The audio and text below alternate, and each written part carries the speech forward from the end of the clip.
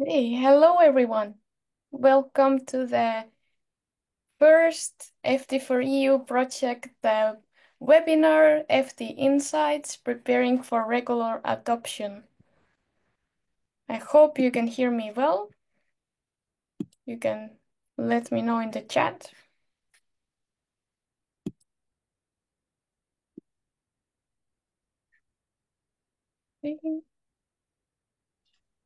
Yes, we can hear you. We can hear you. Perfect. I'm so happy we have so many participants already and even more joining.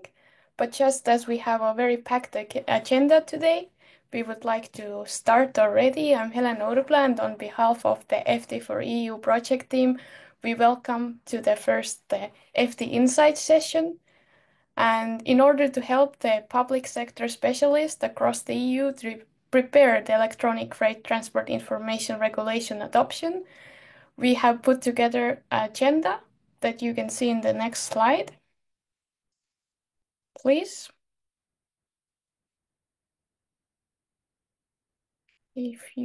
Yes, here. And our specialist will give you an overview of all these topics today. The times are in CET. Please also note that the session will be recorded and shared in the project channels to spread the good information, hopefully useful for you. And turning the session, you're very welcome to add your questions to the chat.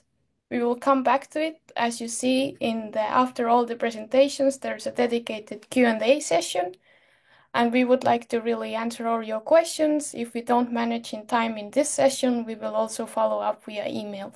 So please feel free to add your questions to the chat during the presentations. We will come back to them.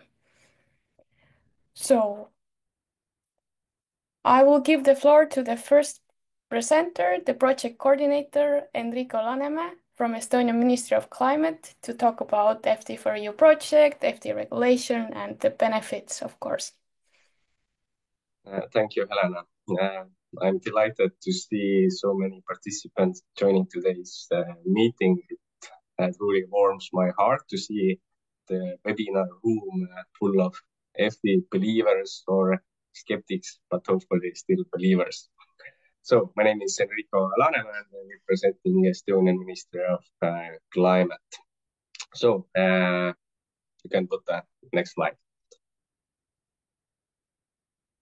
So most of you are already familiar with the electronic freight transport information regulation, as you likely wouldn't be here otherwise. However, let's go over quickly the key aspects once again. The need for the FT regulation arose due to heavy reliance on manual processes, paperwork, which significantly reduced the efficiency of the logistics and transport sector. The regulation aims to encourage the adoption of digital solutions. So what does this mean?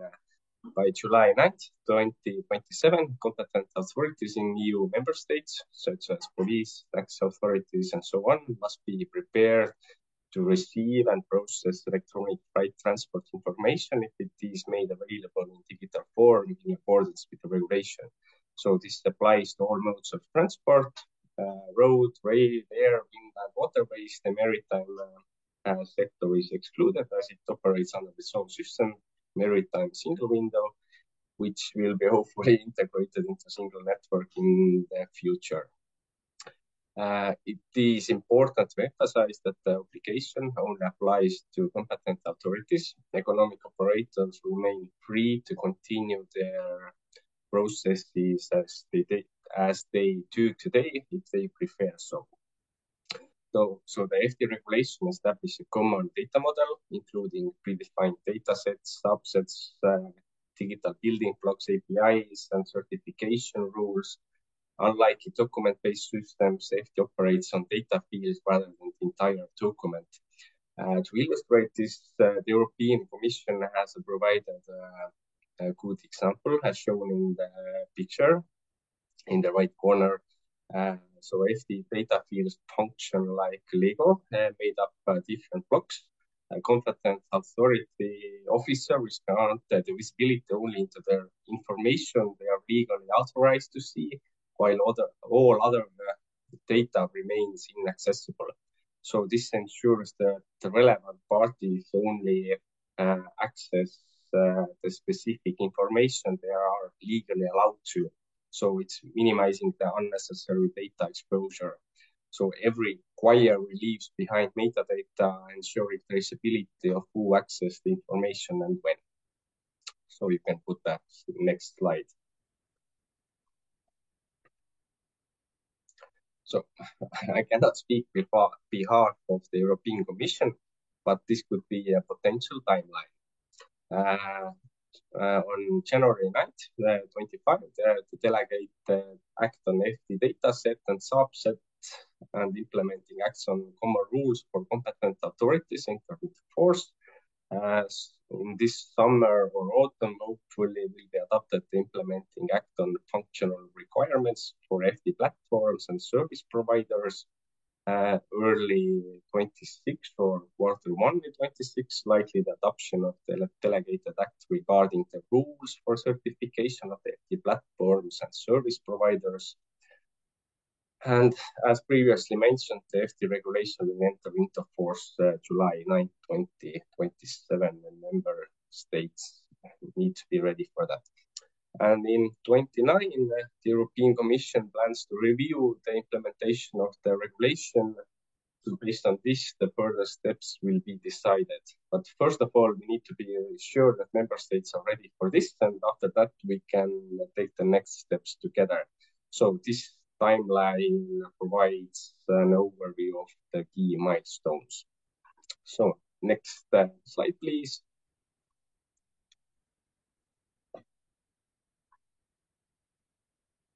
Yes. So let's now talk about benefits that different stakeholders can gain from the FT regulation. I will point out only main key aspects, otherwise we will be here much longer. So I will start with the competent authorities. So each member state defines the competent authorities in its own legislation, for example, police, tax, emergency response centers, and so on. So FT enables a standardized data sharing framework, allowing authorities across different countries to access information instantly. So this increases efficiency by enabling targeted controls and allowing competent authorities to use their resources more effectively. So today there are significant blind spots in enforcements which can result in inefficient controls. Another major challenge officers face today is when they try to understand different handwritten documents. Some drivers definitely used to be doctors, which often leads to misunderstanding and delays. But with the digital access to structured and standard-based data, this issue will be eliminated. And beyond enforcement, FT also improves emergency response capabilities. Let me give you an example from Estonia. His only sound is very bad. Someone wrote a comment in the chat, but Helena, do you hear me well? Or? I hear you well. Okay, I hope it's only one problem. But okay, if you hear me well, I hope others also do so. Where were I? So, example from Estonia. Currently, if there is a road accident with dangerous goods, emergency responders can only access the relevant information upon arriving at the scene. So there will be manually reviewing paper documents. In year 2025, it gives me mixed feelings at least. Someone also has problem with the sound. Interesting. I hope it will get better. I don't know what more to say right now. With the FT, emergency responders could immediately receive the necessary information and send out the correctly equipped response team without delay. So this is just one example how FT can transform operations, making them safer, faster, and more effective. So you can put the next slide. So these two pictures show how it could be in the year 2027. Officer scans the QR code to access the necessary information, or the officer uses their system where they, for example, type in the vehicle number and receive all the necessary information. This picture on the right side is an example of what the e-police application of the Estonian police officer could look like in the future. So, next slide, please. Before my current role, I worked for an international freight forwarding company.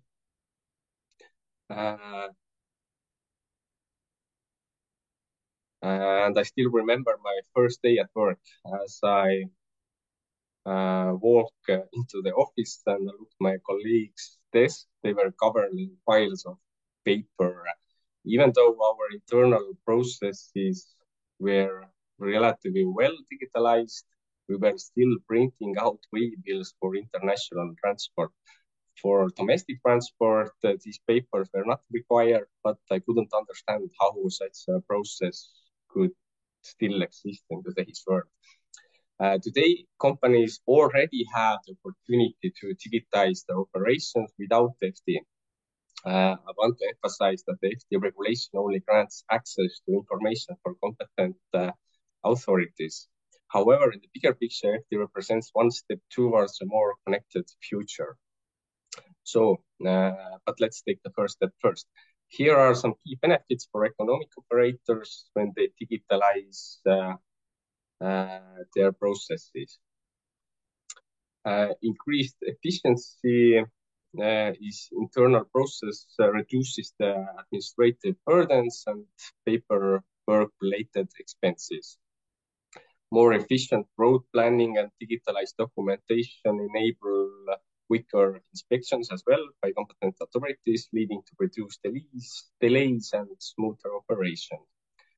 And FT simplifies the regulatory processes by enabling transport companies to submit standardized data quickly and accurately, ensuring seamless communication.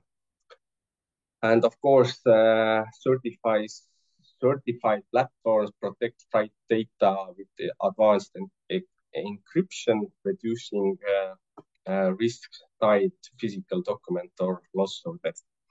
And of course, digitalization provides real-time tracking and improved visibility throughout the supply chains, allowing businesses to optimize logistics and so on. In addition, I would like to also mention that emission calculation are more efficient with the help of electronic waybills. So I think you can put the next slide. Also, there are many benefits for society as well. So digitalization plays a crucial role in enabling combined transport, particularly by data sharing between different stakeholders, but could lead to more eco-friendly transport modes and optimized road plannings.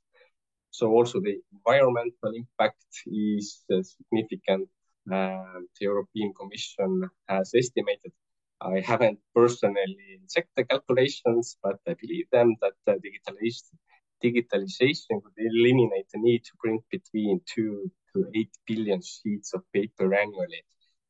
This leads to a major environmental benefits that help reduce deforestation and help to use resources more betterly. In addition, this change is expected to significantly reduce CO2 emission. While I'm unsure whether these calculations have taken into account digital carbon footprint, but the overall saving from such a simple process change would still be highly impactful. So we can now move on to the next slide. So let's move on to the FT4EU project in more detail. The project involves active participation from different EU member states: Finland, Estonia, Lithuania, Germany, Austria, Italy, Portugal, and France. Additionally, Spain, Netherlands, and Ireland is taking part as observers. You can put the next slide. Beyond member states, private sector partners are also involved, playing a crucial role in driving the project forward. The project is funded by SINEA and it has a total duration of 36 months. You can put next slide. So here's an overview of our consortium. I think you can put the next slides already. And additionally, there is a team of experts that has been brought to the project to support the successful management. Their expertise plays in a key role in ensuring that the project stays on track and successfully reaches its goals. So if anyone needs assistance, please don't hesitate to reach out to the expert team. So next slide.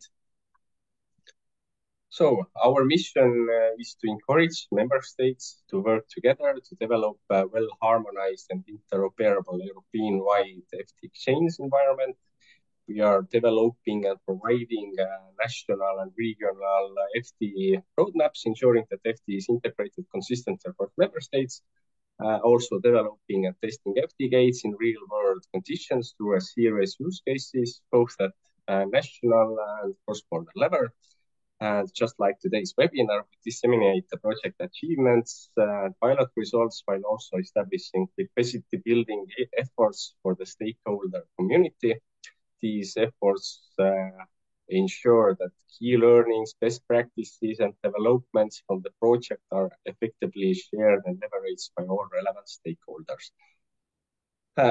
So that's all from my side. The next speakers will go into more detail and give an overview of what's happening behind the curtains in this exciting field.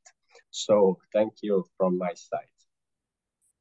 Thank you, Enrico. And now we will have our experts, Christian and Rudy, to talk more about FT architecture and FT components.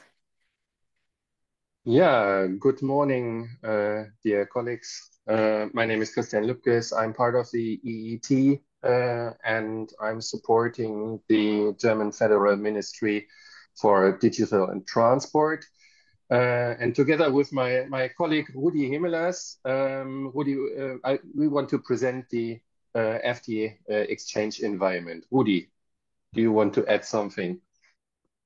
Also, good morning from my side. It's great to continue working together, Christian, also today in this audience, explaining the EFTI exchange environment.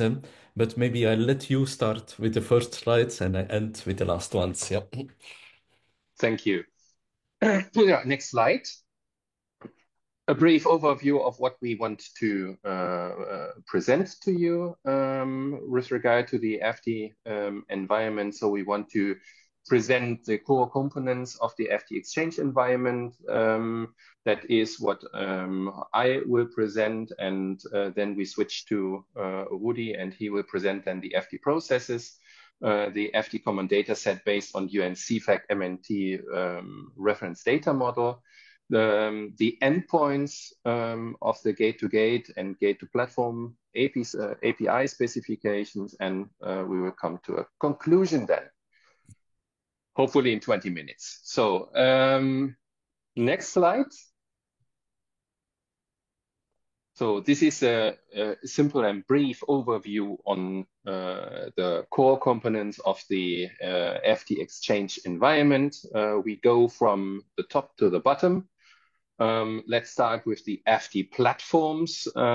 These are on the private sector side. So a company that decide to share their FT data in a digital form in the case of a control or in the case of an accident. Therefore, they need a kind of FT platform where they store their FT related data and can therefore share the data in the case of a request through an authority. On the public sector side, we have an FT gate, which is an intermediary between authorities and FT platforms. So each member state should have, or almost each member state should have one, just for the case that member states decide to have a common FTGate. But in principle, each member state should have one. Each member state should be one, which is then interconnected with all other gates, and so that authorities from a country B can request data from FT platforms that are situated in a country A. The exchange between the FTGate is standardized, as well as the communication between FT platforms and FTGate. And with regard to access by authorities, we have authority access points. We can have multiple access points depending on which authorities decide to have one common access point, so that is not only one. This access point can be an extra software, or it could be integrated in FTGate, so the implementation can be different in the different member state. But in principle, in the sense of a functional decomposition, this is a separate component in this case. Let's move on to the next slide. I will tell a little bit more details about the single components. So the FT platform is on the private sector side. For example, economic operators, as I said, who decided to share their transport data in an electronic form. They can do it via an FT platform.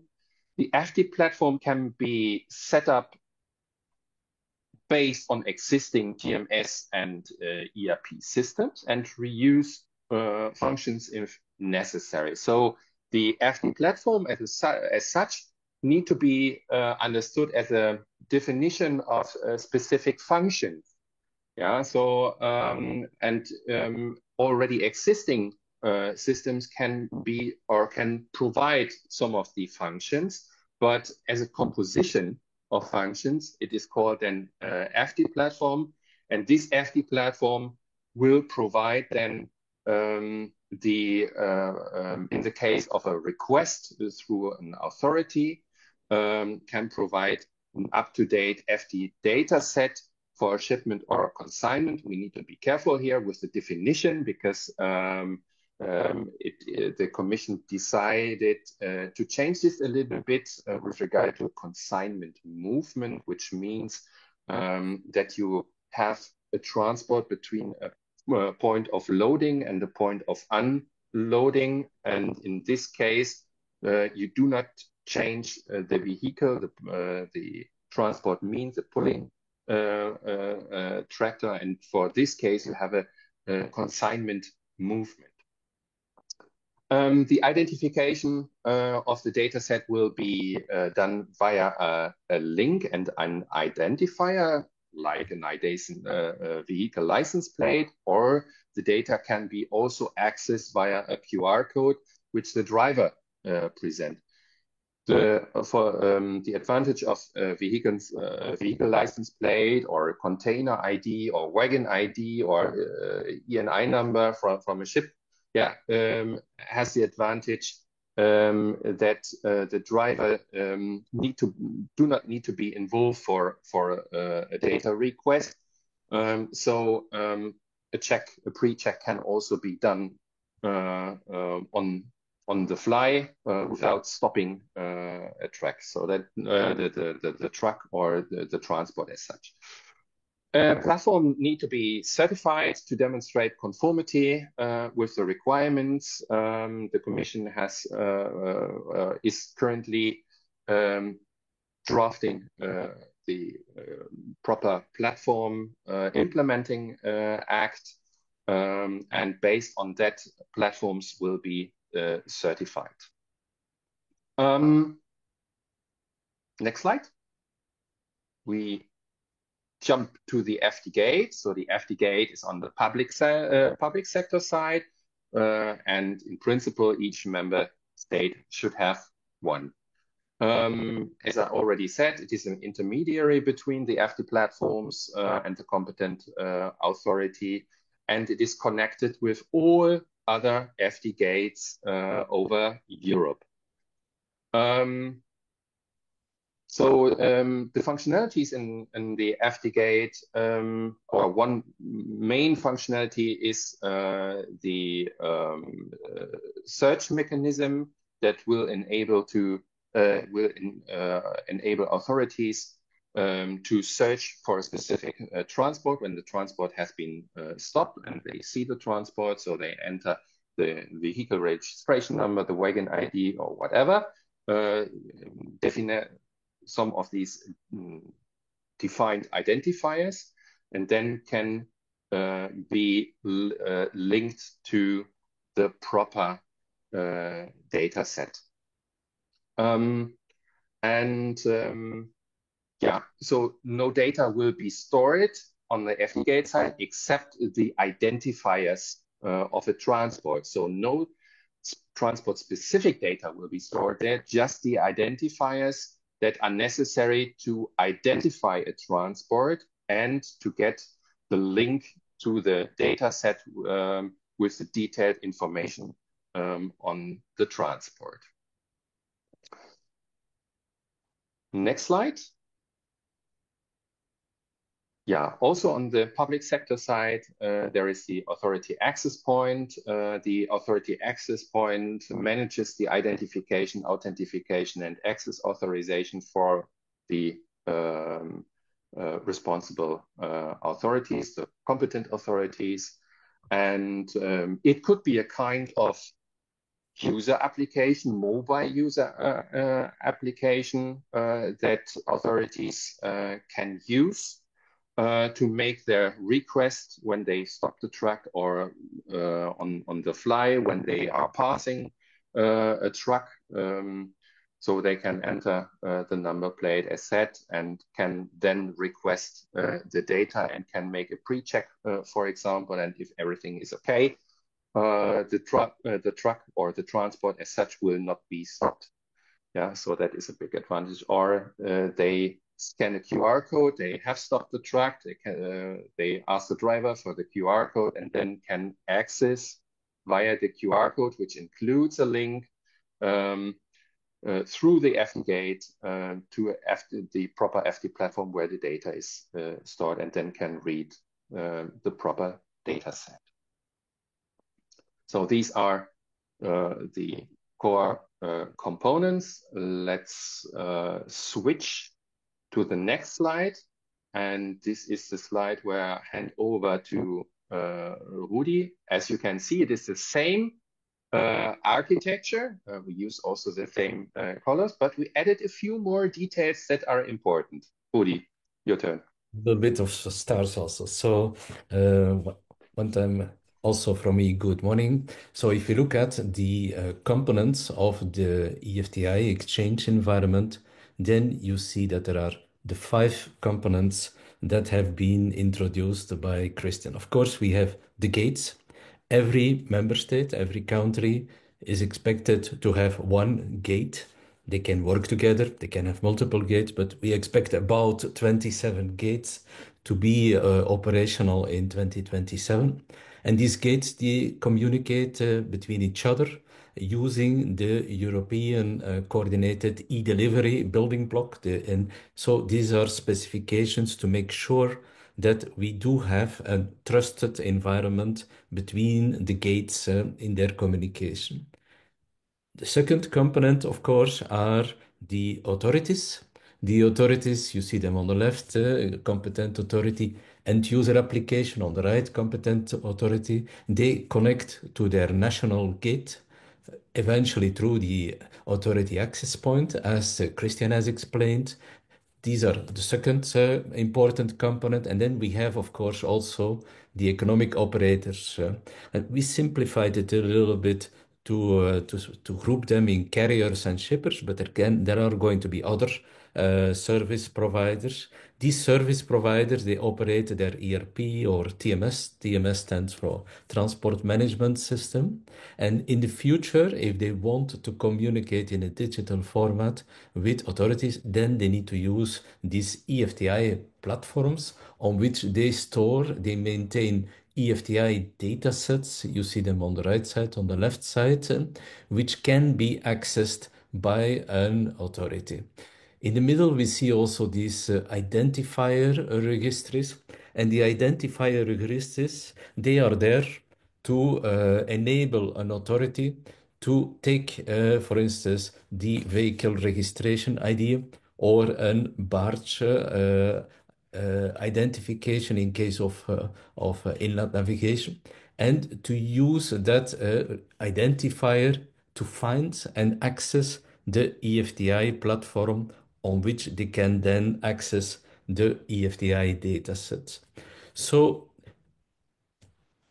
many of you are either now thinking, what is this for me? They try to see how can I integrate my ERP, my ECMR, my transport management system, while on the other side we have the authorities, which are also really busy, many through our consortium, yeah, to design and implement these gates.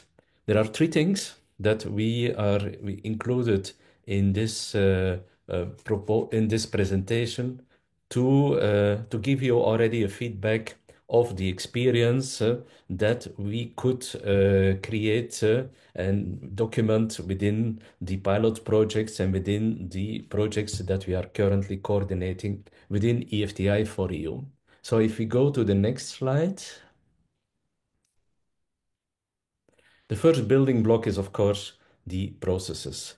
And of course, this is subject for a 2-hour training on its own. But we designed together with Work Package 1 a high-level process diagram in the format of a BPNN. But in this case, we simplified it because the EFTI process consists of 5 steps. The first step is that the economic operators, the carriers, they upload the EFTI datasets in the EFTI platform. That's step 1. This is maybe not part of the EFTI regulation itself, but it's certainly something which is in the first point in the process. Then in a second process, the EFTI platforms, they upload the identifiers set to the EFTI gates of the member states where they have been certified, yeah. And these identifier sets, they are going to be used then to search, by the authorities to find for an identifier set the location of the EFTI dataset. Once the identifier set are identified, they will then use that identifier to find the EFTI datasets, to find the CMR, to find the CMNI, to find the information about dangerous goods, and get that information on the end user application of the authority. Eventually, if the authority has some remark, then the authority can send forward communication to the owner of the EFTI dataset. So 5 steps you have to think on which are going to be part of the solution in such a way that an authority in Finland can access an EFTI dataset in France or Germany, for instance. Let's go to the next slide. Yeah. Not going in detail, but you see there when designing your solution, from a private point of view or from a public point of view, it's important to define the different components, the actors of the EFTI processes, and to see and to identify the sequence diagrams, to identify the messages which are exchanged between the different actors. It looks quite complex, but maybe it's not so complex because it's a number of messages that are shared, but they are quite similar when they go from left to right. So again, there are the 5 processes, which the first and the second process is grouped in the first block. The EFTI datasets and the identifier sets are loaded. Then we have on the second one on on the left side down, whereby an competent authority, CA stands for competent authority, is searching the identifier registries to identify where they can access the EFTI datasets. Then they get the EFTI datasets because they are identified by an URL. Yeah, it's a lot of things maybe for those who are new, but the URL is the unique identifier link of a data set. Yeah, and then eventually we can have the fifth or the fourth interface, which is the follow-up communication. So these are the EFTI sequence diagrams which are being detailed, implemented, sometimes still reviewed between the Commission and the member states to make sure that the whole puzzle fits together. The second big part, let's go to the next slide. Aside from the processes, we also have the EFTI common data set. And also there, for those who are interested, we certainly will set up a dedicated training and communication seminars to explain that the EFTI common data set, it's a subset. It includes a number of data elements which are also defined within the UNC FACT by ShipPay model, reference data model. RDM stands from reference data model. That by ShipPay model is a very, very large model which can be used in supply chain management, for multimodal transport purposes, for cross-border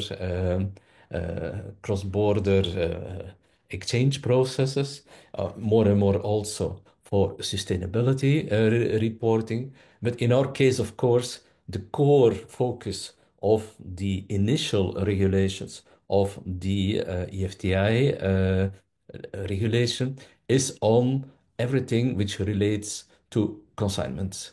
Consignments from the perspective of the contract view, rates condition, consignments from the perspective of dangerous goods movement, consignments from the perspective of waste movements, consignment from the perspective of air cargo security.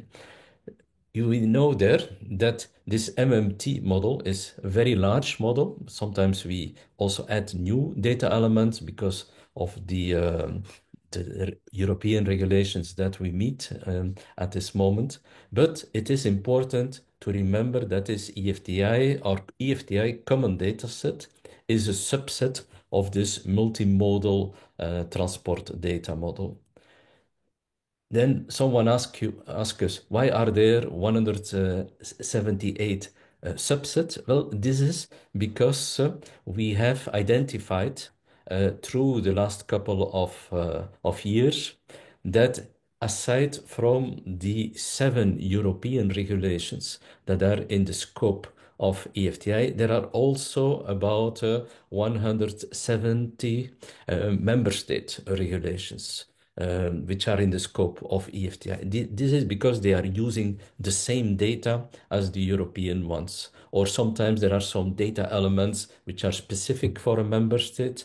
But what they have in common, these 178, or maybe meanwhile we are at 183, because it's still evolving when the whole environment is getting more mature and specified. Well, all these data elements of these 178 subsets, they are also, of course, part of the EFTI common data set. You will see later on when we speak about the reference architecture, but we have a first version also of an XSD of this common data set that we are currently using within the EFTI for EU consortium.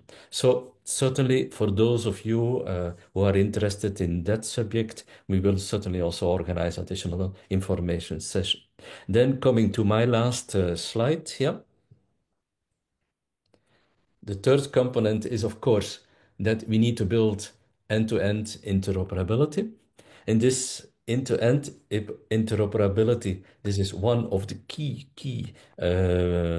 essential factors of the final solution, which is going to be available in 2027, because we need to make sure that an EFTI platform that is certified in one member state can share its data with all authorities in the 27 member states.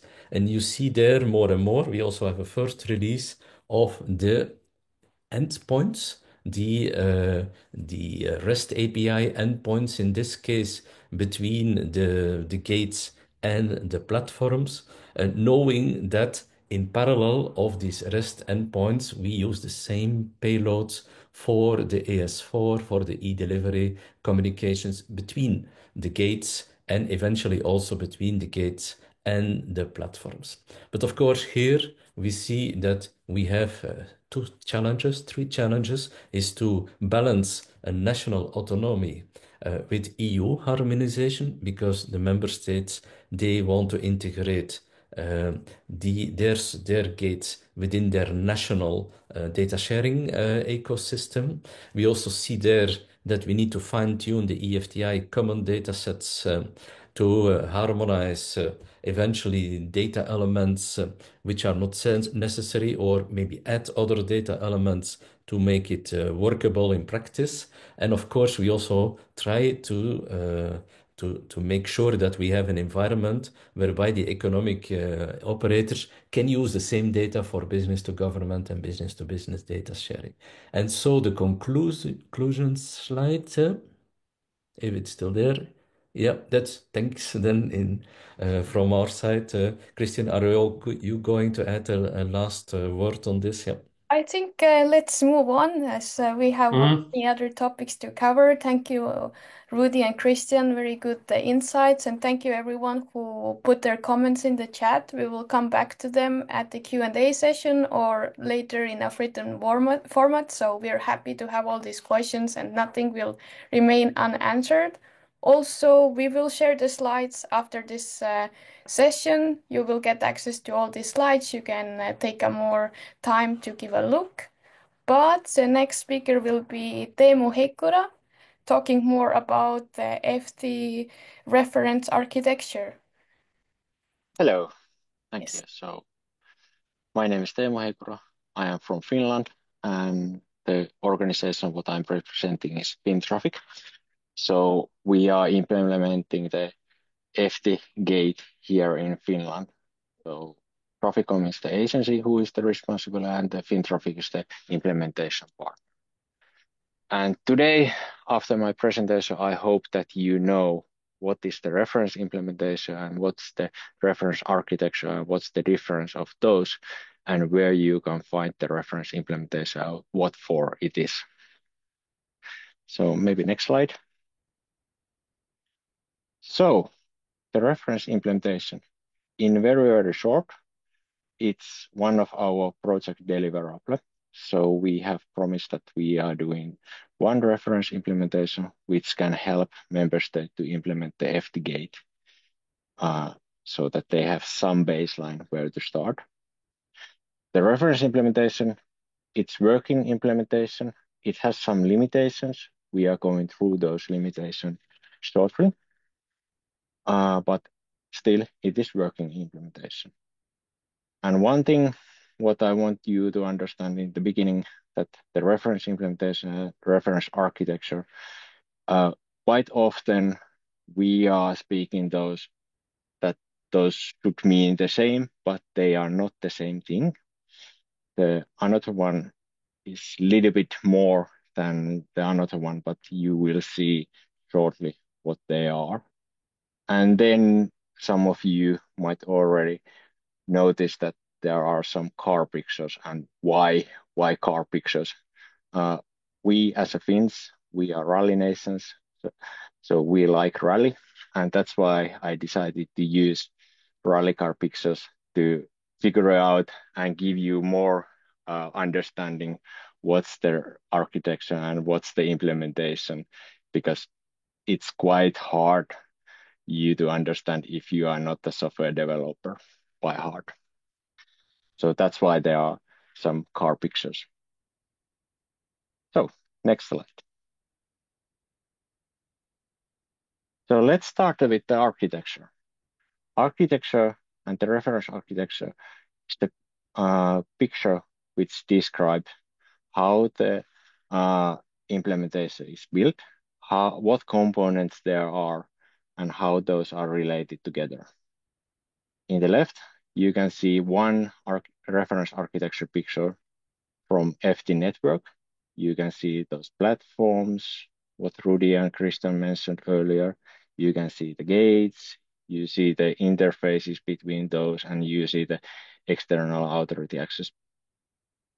You can consider this as a car picture here in right, which is describing that here you have the wheels, here you have the axles, motors, and doors, and how those are related together. So how you should build the implementation. So this is just a description of the software. And you can take the next slide. And this is also one reference architecture. You can have a different level of architecture pictures. You have high level and you have more detailed level. And this is only just our reference implementation, FTGate reference implementation architecture picture, which is saying that which component that implementation is having. You have the e-delivery component, then you have the gate component there, and the gate have the functionalities. You have the API, which is having the interface controlling them. You have the registry, you have the search functionalities, request handling, then you have to have the database. So you have several level of architecture pictures, and all of those depending on the level can be considered also as a reference architecture. But then we are moving on the reference implementation. Next slide. So reference implementation, you can consider that more like this car on right side. This is ready-made car. You can use it when you are putting right wheels to it and you have a driver who can drive the car. So it's working implementation, what you can buy or take, and in our case, you can download it and start using it. But to make it work in the production or in the pilots, you have to select some options for that. You have to do it further so that it will work. And if you consider in the rally case, you are not ready for rally with this car. You have to select the driver, team, settings, where you are going to drive on the asphalt or on the gravel. So you have to modify it. You have to do some selection. Same applies for the reference implementation. You have to select the running platform, where you are running it, like cloud or on the server room. You have to have the implementation partner, who will implement it, who can do the modification, the team who will maintain it, and then the settings, what requirements you have in the national level. Example, here in Finland, we have quite a lot of non-functional requirements, so security requirements and the uptime requirements. And you have to consider that, is this software already filling those requirements or not? So basically, in shortly, working reference implementation is a working implementation. Our version is an open source version, and we are providing it as a project. Our implementation, it's not ready for production use. You have always check it. It's not your national implementation, and the reference implementation is not including any country specific things. Next slide. And this is what our reference implementation is looking for. Just code. It's over 1,000 lines of codes. codes. So that's why I'm using those car pictures, because it's a little bit more easy to understand than this. So how ready this code is. Next slide. And what our implementation is currently, what we have. We have the basic functionalities. We have released the version 0.5, and we are thinking that it is good enough for baseline if you are thinking about the implementation right now and you want something where to start with. This is including the basic functionalities like the identifier registry, the search functionalities, e-delivery interface between gate to gate. And then we have some other functionalities, and the rest of the functionalities are coming shortly after this one, so before end of this year, but let's see those quite shortly. And then you also notice that I have described here the mockup. This is one thing what we are quite often mess up, that what is mockup when we are saying that our implementation is including the CA application and the mockup version of that one. So how ready is that? Can we use it? Can our authorities use it? So think about that car over there. It has the wheels, the frame, motor, and the steering wheel. Can you drive it? Yes, you can drive it. Are you using it as a daily basis? Absolutely no. You need some additions for that one. It's just simply thing that is working. You can test it that the motor is working, but you are not going to use it. And then next slide. Here you can see that this is what is coming before end of this year. So the rest of the functionalities what are needed for the gate. So after that one, the gate is ready. The reference implementation gate is ready, but think about it, what I earlier said, what you are needing for that. And next slide. So the main takeaway from my presentation is that when you are thinking about how do you implement your national implementation, you have the options. You can start from the scratch, do everything by yourself. The starting point is 0 line of code. You can take the reference implementation as a baseline. You can also buy the ready implementation from another country, if there are any. Maybe some countries have white ready implementation, or you can create a coalition with other countries. It is not forbidden that 2 or more countries are creating coalition and sharing the gate. So options are, but you have to select your route, where you are going, what crossroad you are selecting. Are you turning left or right?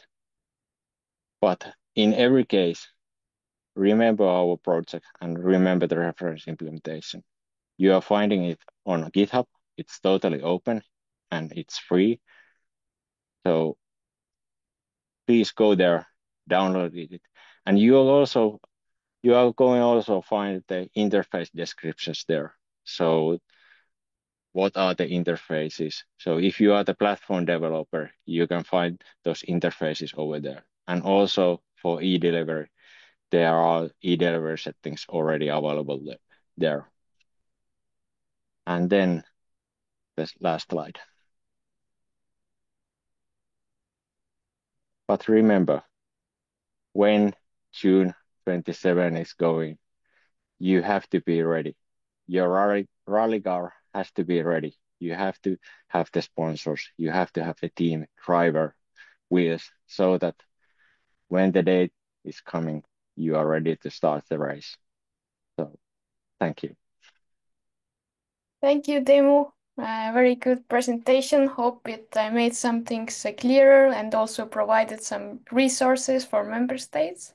We can move on to some real examples from the member states. We have an example from Germany first and then followed by France. So you can already hear some challenges, some thoughts on how to make the FD implementation based on these examples.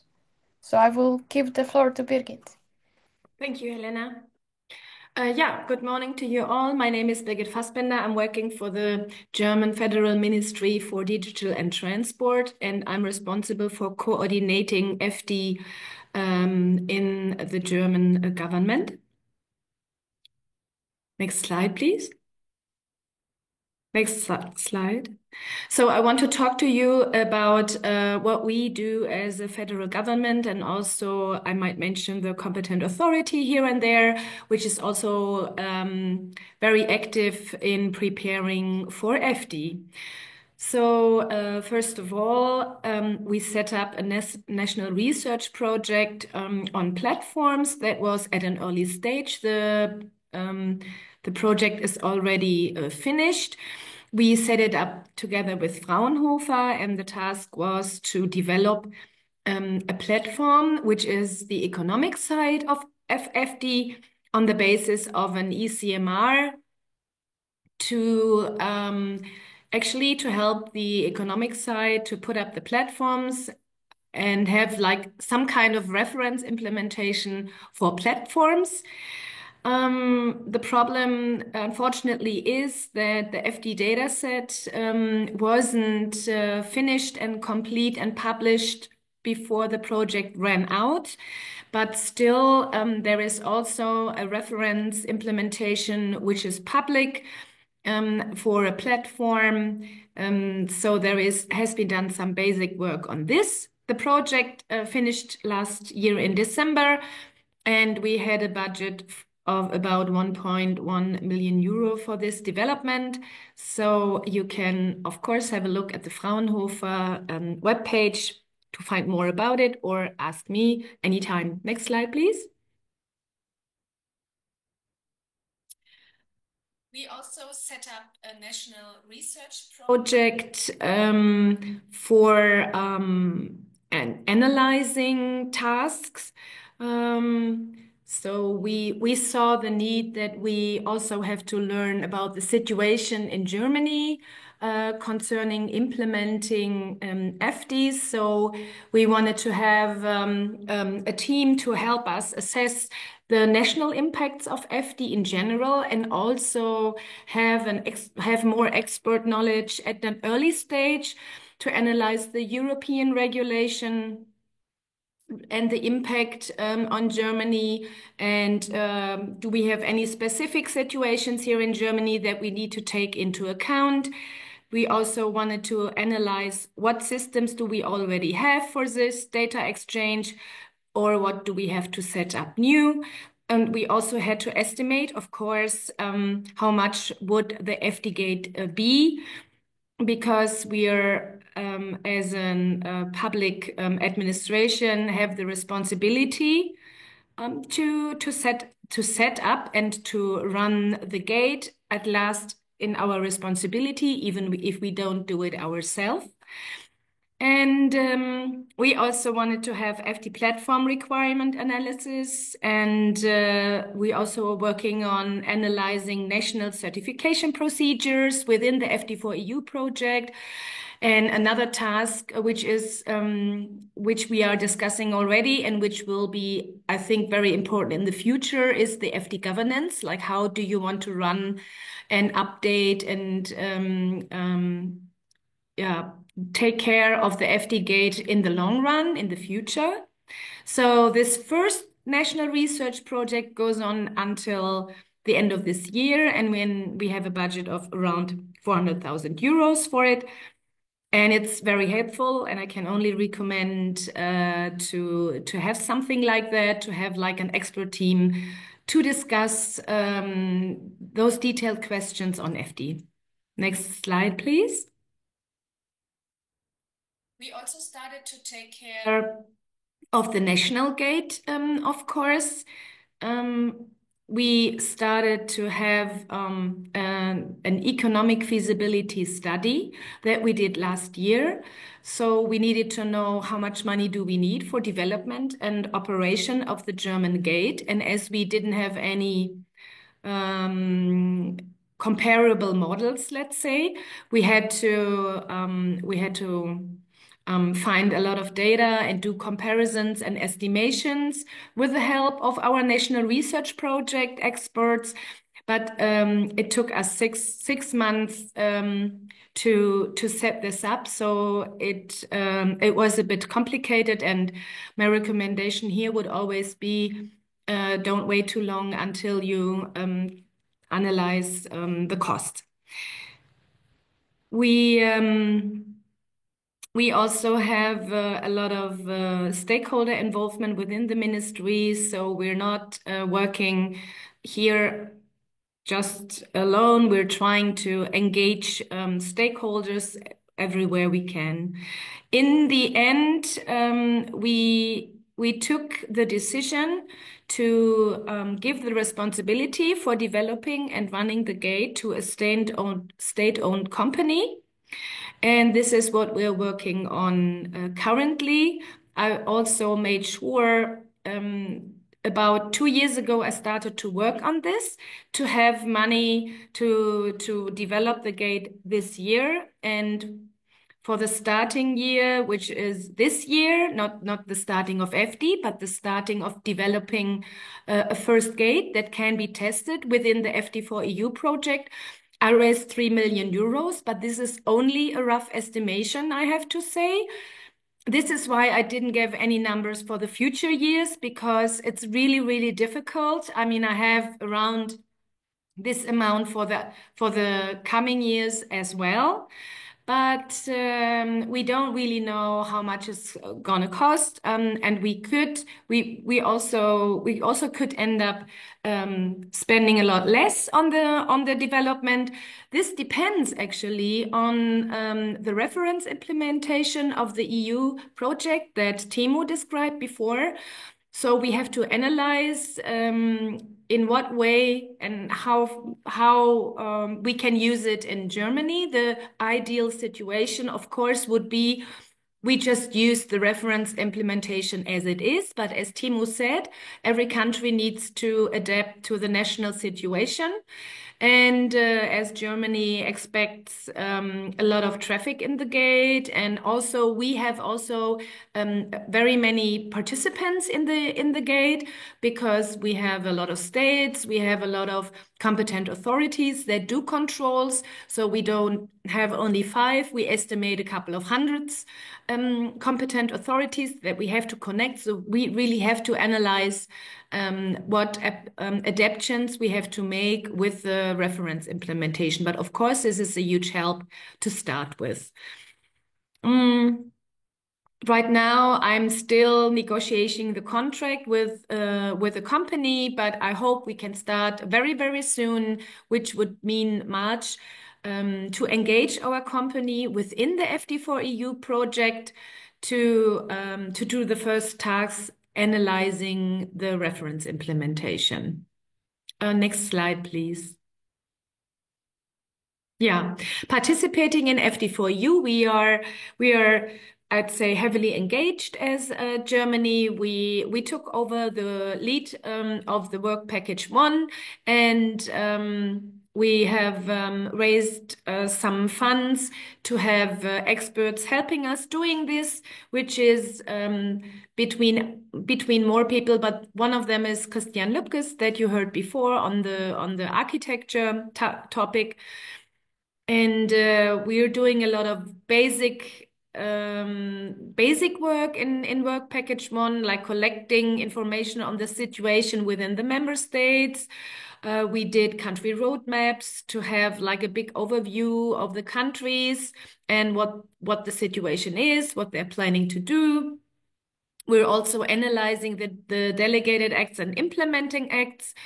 with a view on the overall system in Europe. So, of course, we're not only working for our members in the project. In that project, we're working for the European idea of digitalizing freight transport here.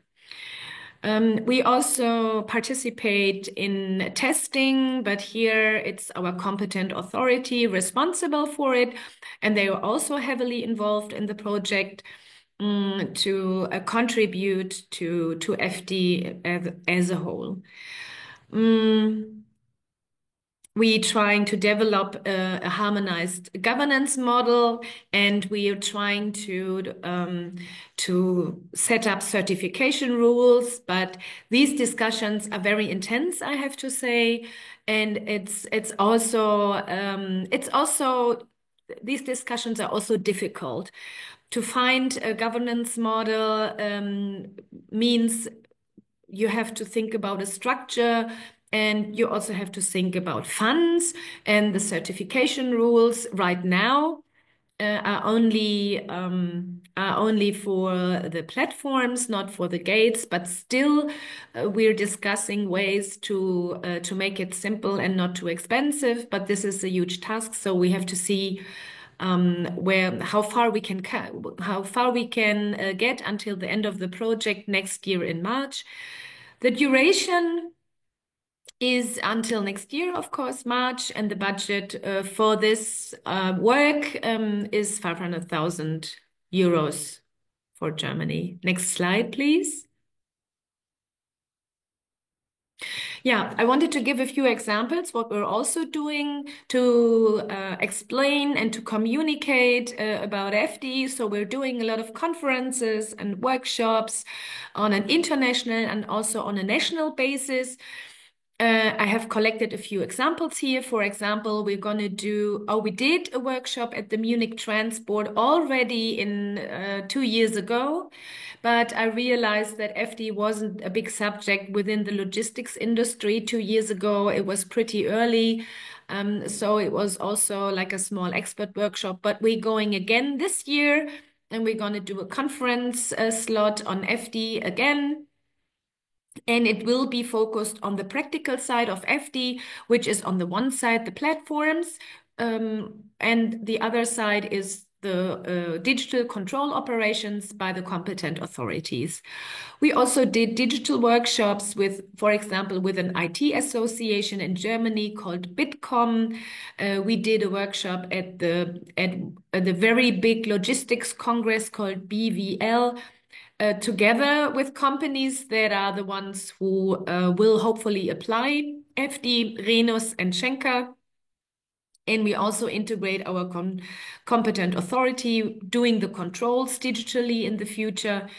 And we also, of course, did digital workshop to inform our competent authorities and our German states, which is also very important to not only talk like to the users on the economical side, but also to inform the internal participants, like the authorities, what FD will be.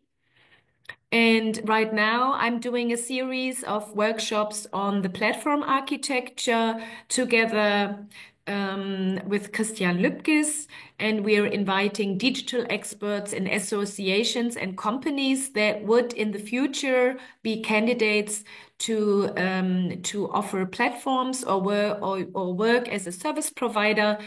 And so we have really intense discussions with them on the Platform Act that came out a couple of weeks ago, to have a good understanding if the Platform Act contains everything they need and if it's doable and questions like that. Next slide, please. Yeah, this is the last slide, and I wanted to just give you a few ideas of the challenges that I'm facing or I faced and lessons learned. First thing for me is time. I think everybody who did not start yet to work on FD and think about how to implement it should start very, very soon, because that's a very big question. You really need time for everything, for the preparation, for the information of all the participants. That's for me is the core thing.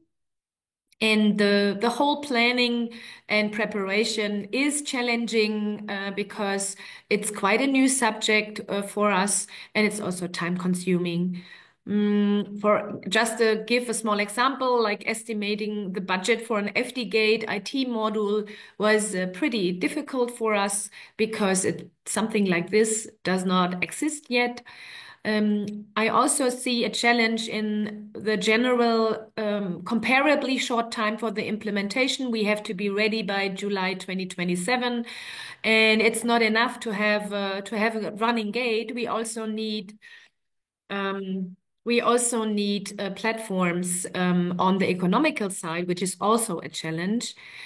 I would highly recommend to set up research projects to get experts in the team with a specific knowledge to support you in analyzing and in discussing and to prepare. So far, in my discussions with the economy, I see a lot of interest in the subject, but also people tell me, in the end, I need to know how many euros I can save on this. And this is for me the core question.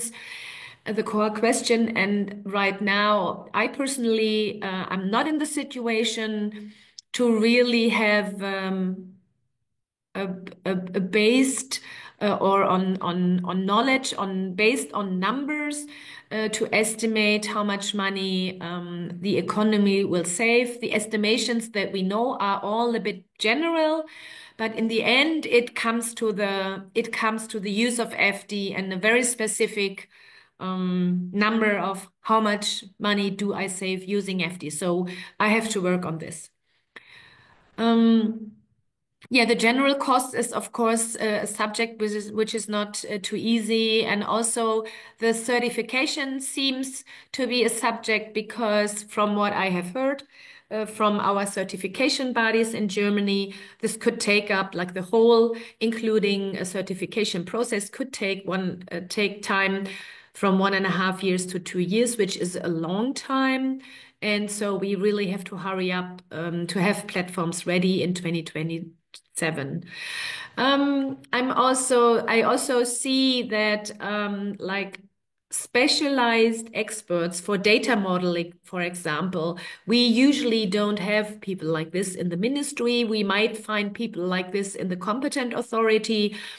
But I think we all have to make sure that we have some experts in the teams to help us to make the idea reality.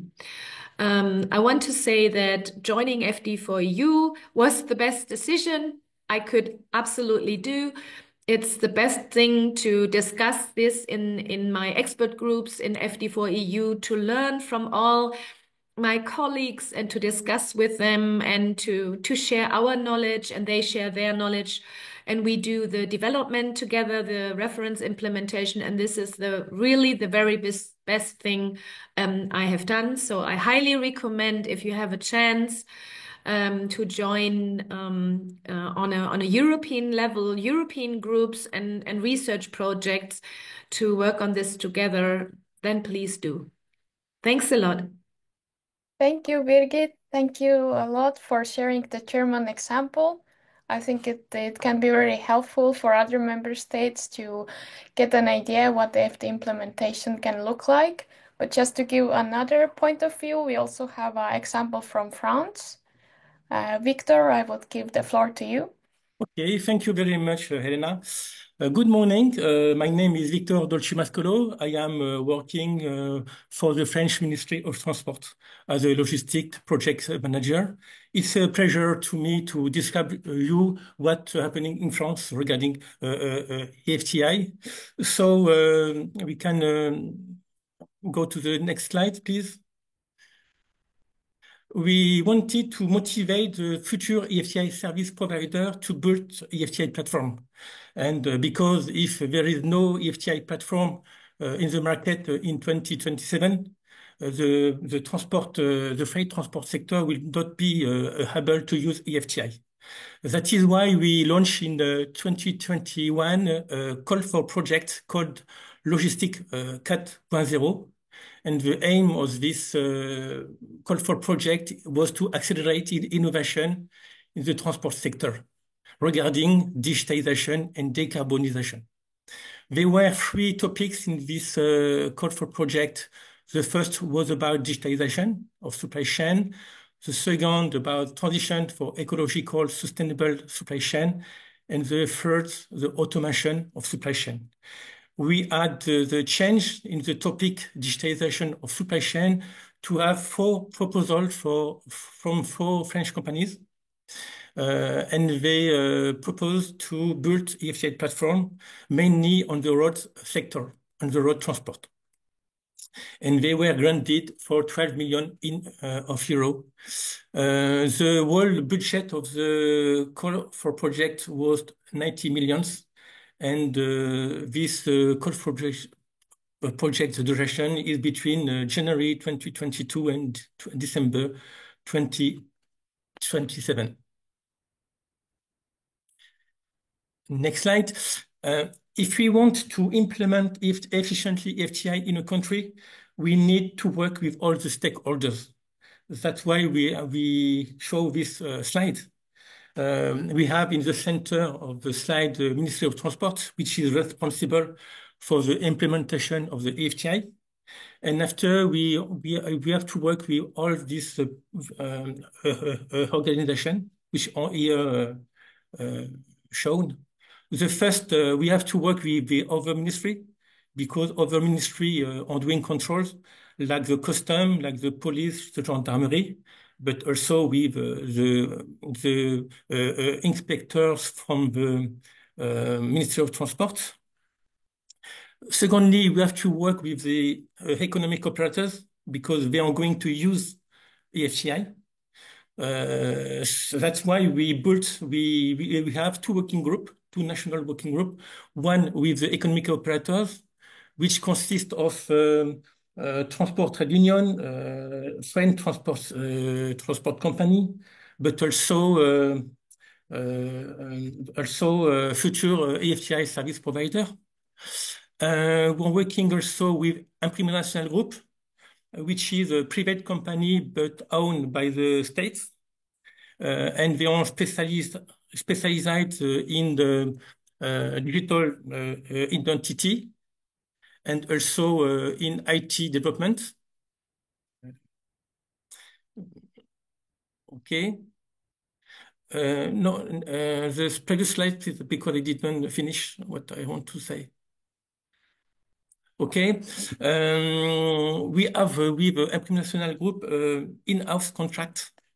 That means that we don't have to make a call for tender in order to work with them. We work directly with them because we have there is some condition for that, for doing an in-house contract about sales revenue. And after we work also with Cerema, which is a public company, and they are specialized in data modeling and dangerous goods. And also we're working also with LNE, which is a laboratory, national testing laboratory, specialized in certification.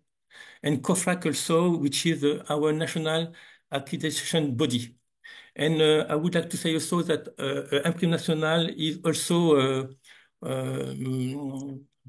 doing some meeting with the future EFTI service providers, because they are talking about the condition for connecting the future EFTI platform to the EFTI gate. So next slide, please. In the frame of the EFTI for EU project, I described in this slide what we are doing. So Imprimerie Nationale Group is beneficiary. The French Ministry of Transport is associated partner. As I said, we have an in-house contract with Imprimerie Nationale and the French Ministry of Transport. Imprimerie Nationale Group is designing and make the development of the French EFTI gate, and also working for the connection of the future EFTI platform to the EFTI gate. The French Ministry of Transport is designing and develop the control application for the road sector. This is a tool useful for the inspector in order to receive all the transport documents for the control. And I wanted to say that we made some testing last year in December, and we were able to connect our control application to the French EFTI gate, and the result was very good. And if some country want us to make some demonstration, you can contact me, and we can, with Imprimerie Nationale, show what we did and what is working. We have also an in-house contract with CEREMA, which give, thanks to CEREMA, we have technical assistance, especially in data modeling on tensions boot. And as I said before, we have we're working also with Hélène Coffrac for the topic of certification accreditation. Next slide. The communication in this project is very important because, as you know, EFTI is not mandatory for the private sector. So we have to motivate the private sector to use EFTI and to show what are the benefits of using EFTI. That's very important. That's why we have to communicate to the private sector very oftenly. And this is also the topic of this webinar, I think. So in France, we are making some several workshops with inspectors, working group, and with inspectors and economic operators. This working group are led by Imprimerie Nationale and the Ministry of Transport. We have every year an international transport and logistic exhibition, which is an international exhibition. And we did last year a roundtable regarding EFTI. They were at about 100 people in the room. And we are doing also a regular seminar on the digitalization for logistics in France. And EFTI is a very important topic within this seminar. Next slide. So what are the challenges and the lesson learned? Firstly, we decide to focus our work on the road sector for the implementation of the EFTI regulation. Why? Because, as you know, 80% of the goods are carried by road sector. And the second reason is that we have more contact with the road sector than the other mode. The second challenge is, as I said before, how to convince the transport sector to use EFTI. As EFTI is not mandatory for the economic operators. It is mandatory only for the public sector. The inspector has to make the control using EFTI data if a company shows the transport document using EFTI data. I want to say also that we have some interview with the transport trade union, the transport sector. They are all motivated by EFTI. But there is an issue for the cost, especially for the small and medium-sized enterprise. Inspectors have also positive opinion on EFTI because behind EFTI there is data model, so big data, and thanks to big data we can design in the future tools for them in order to facilitate the control. As I said, Birgit, before, benefit for the European for the economic operators are difficult to estimate, but I think that in the topic, this is one topic important of this project, if for you to determine what are the benefits and to quantify this benefit. EFTI is costly for the member state also. Because you need budget for the development of the EFT gate, for the operational cost of the gate also, for the modification tomorrow of the gate, for the development, the maintenance of the control application. For instance, we have the chance to find in December 2024 the budget needed for EFTI. It was a very difficult task to find budget because, as you know, the financial there is some financial problem in a lot of countries. Next slide. Next slide. No, slide before the previous slide. And the last point is about certification. It is an issue for the private sector because they don't know how much money it will cost to certificate an EFTI platform and how much time it will take. Because as you know, only EFTI platform will have the right to be connected to an EFTI gate. So the problem of certification is a very, very important issue. That was the end of my presentation. And as it was said in the chat, the presentation will be shared to everybody. And if you want to take contact with me, you will find my email address in the last slide. Thank you. Thank you, Victor, from the Insights from France. These were the two examples. As we have 2 minutes of the session left, as we got carried away with the presentations, we're really happy of all of those who wrote their questions in the chat. You can still do so. And also you could email the project info@ft4eu.eu if you have any further questions about it. We will come back to all these questions. We will either send an email to all the participants or even publish a dedicated website news. So definitely keep up to date with the project channels, meaning there's the project website, the project LinkedIn page, and also the newsletter. If one of the speakers likes to comment something, I see some of you, Rudy, are already active in the chat. But if you would like to comment any specific questions. Yes, if you challenge me, of course, we see that the initial focus of some of the project is rather on road transport as a basis, but it is important to note that we have a very, very close collaboration with the COMEX2 project, which is looking at the EFTI regulation from the perspective of river information systems.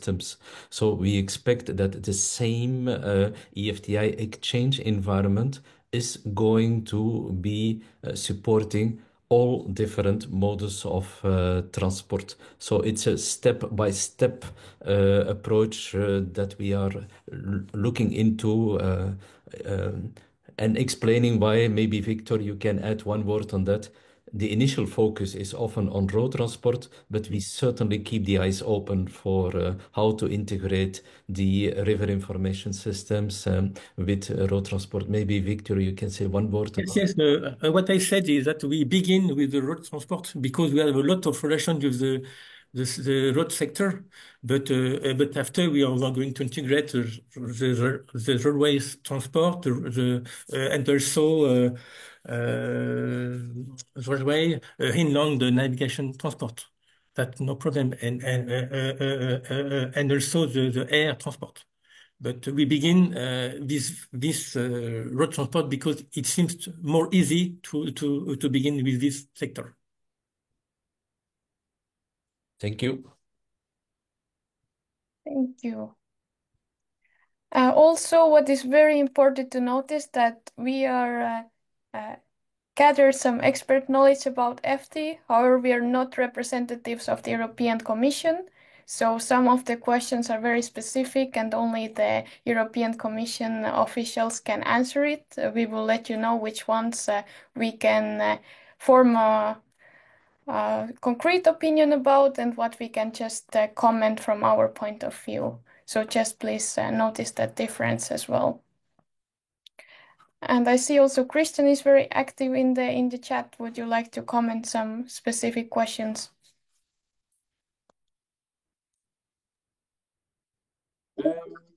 Yeah, I just answered a question from Umberto with regard who will certify FT platforms. And so I gave an answer to that. So the Commission will provide certifications scheme within the Delegated Act on Certification, which national accreditation bodies then take over, and they will then accredit conformity assessment bodies. And these conformity assessment bodies will then certify platforms.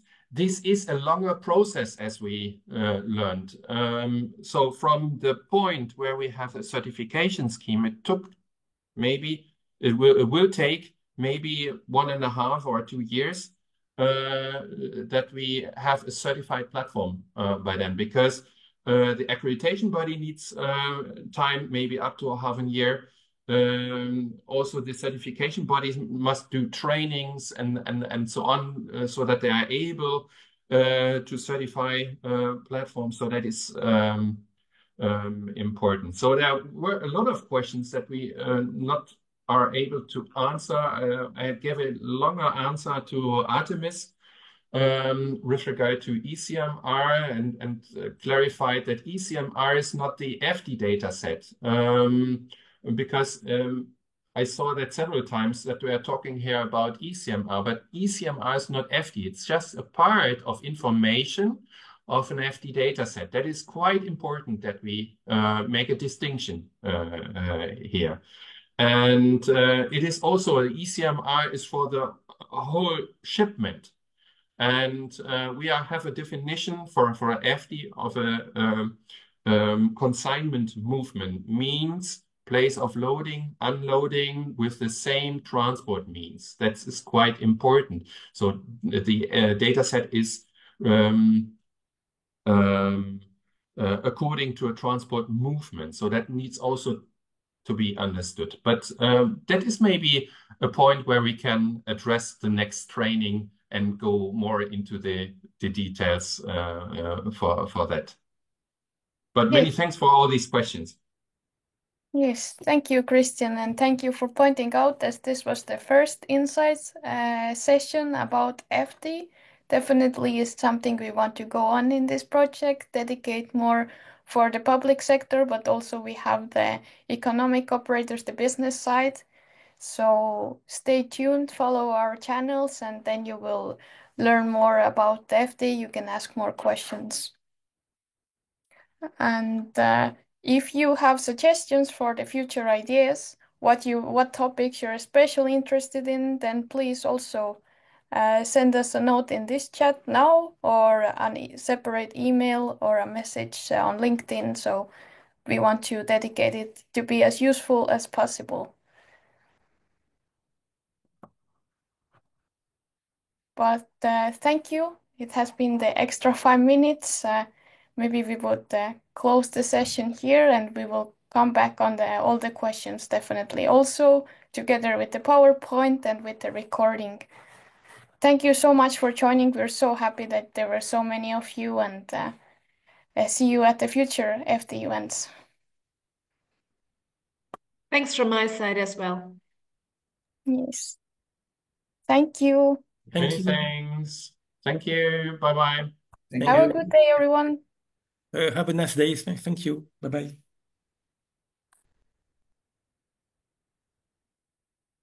And thank you all the speakers. Very, very good presentations. Thank you again. Bye-bye. Bye. Bye. Bye-bye. Thank you. Bye. Okay. A success, I would say. Yeah, a lot of people are exiting already, but we are waiting a little bit to close the webinar. Okay, See you at the next meetings. okay, we're closing. So see you later, Elena. See you. Bye, bye, bye.